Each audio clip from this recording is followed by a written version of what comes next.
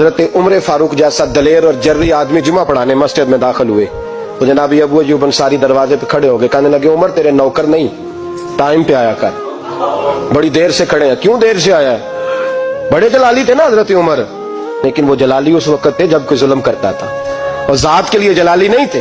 کب وقت پہ آیا کر، کو ملازم نہیں تیرے؟